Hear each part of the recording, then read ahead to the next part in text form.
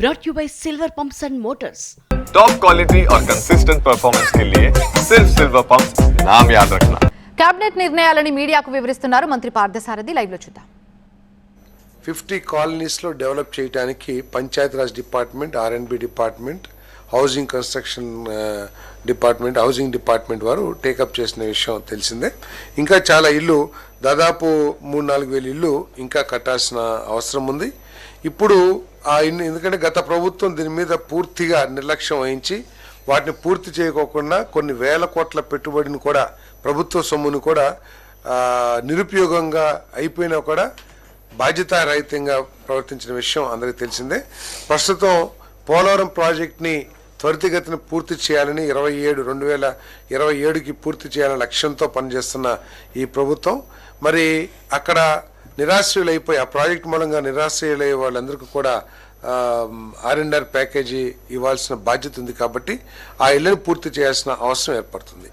ఇప్పుడు ఆ ఇళ్ళని అదే కాంట్రాక్టర్లతో చేపించుకుని ప్రైజ్ ఎస్కలేషను ఇచ్చి చేపించినా, లేదు ఫ్రెష్ టెండర్ పిలిచి కొత్తగా ఇచ్చినా కూడా పెద్ద డిఫరెన్స్ ఏమి లేకపోవటం మూలంగా వీటన్నిటిని కూడా క్యాన్సిల్ చేసి మళ్ళీ కొత్తగా టెండర్స్ పిలిచి త్వరితగతిన వాటిని పూర్తి చేయాలని చెప్పేసి, అంతేకాకుండా ఎవరైతే నిరాశ్రయులు ఆ కాలనీస్కి తీసుకురాబడతారో వాళ్ళకి కావాల్సిన సోషల్ ఇన్ఫ్రాస్ట్రక్చర్ని కూడా ఏర్పాటు చేయాలని చెప్పేసి ముఖ్యమంత్రి గారు సూచించడం జరిగింది. అంటే స్కూల్స్ కానివ్వండి, లేకపోతే టెంపుల్స్ కానివ్వండి, అన్ని వసతులు, అంటే ఎట్టి పరిస్థితుల్లో కూడా వారు ఇబ్బంది పడుకోకుండా కొత్త కాలనీస్కి వచ్చిన తర్వాత ఉపాధి పరంగా కానివ్వండి, లేకపోతే సోషల్ ఇన్ఫ్రాస్ట్రక్చర్ కానివ్వండి, ఎటువంటి ఇబ్బంది లేకుండా ఉండే విధంగా చర్యలు తీసుకోవాలని చెప్పేసి కూడా ముఖ్యమంత్రి గారు సూచించేయడం జరిగిందని చెప్పేసి మనం చేస్తాము.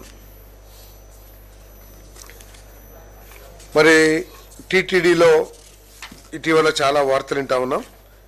ఈరోజు మంత్రిమండలి ముందుకి 15 మంది పోర్టు సూపర్వైజర్స్ని నియమించడానికి, ఏర్పాటు చేయడానికి ప్రతిపాదన వచ్చింది. దాని ప్రమోషన్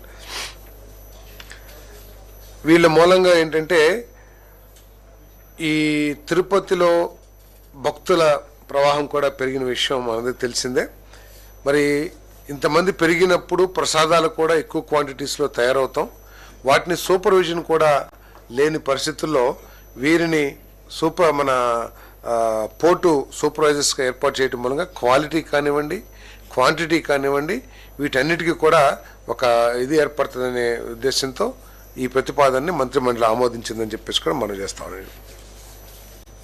ఈ ఫుడ్ సేఫ్టీ రూల్స్ ఏదైతే ఉంటాయో వాటన్నిటిని కూడా అమలు చేయడానికి, వాటన్నిటిని కూడా మానిటర్ చేయడానికి బాగుంటుందని చెప్పి ఈ సూపర్వైజర్స్ మూలంగా మెరుగుపడుతుందని చెప్పేసి కూడా తెలియజేస్తాను.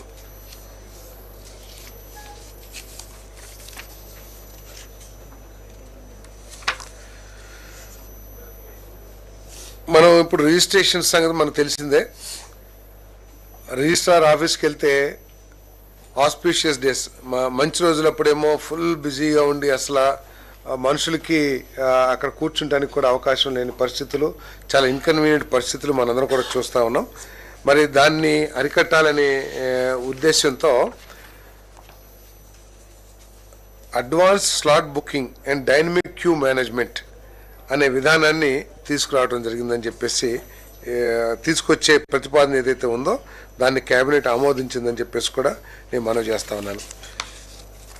దీని మూలంగా ఏంటంటే, ఈ సర్వీసెస్ వెళ్ళిపోయి పొద్దు నుంచి సాయంత్రం దాకా అక్కడ చెట్ల కింద లేకపోతే రోడ్ల మీద వెయిట్ చేసే పరిస్థితి లేకోకుండా మనకు కావాల్సిన రిజిస్ట్రేషన్ డాక్యుమెంట్స్ని ఆన్లైన్లో అప్లోడ్ చేయటం, ఏదైతే ఫార్మాట్స్ ఉంటాయో అది మనమే ఫీడ్ కూడా చేసుకోవచ్చు కావాలంటే.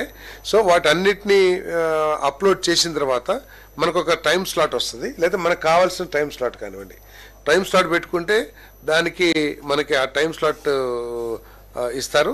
ఆ టైంకి వెళ్ళిపోయి మనం రిజిస్ట్రేషన్ చేసుకోవడానికి అవకాశం ఉంటుందనే ఉద్దేశంతో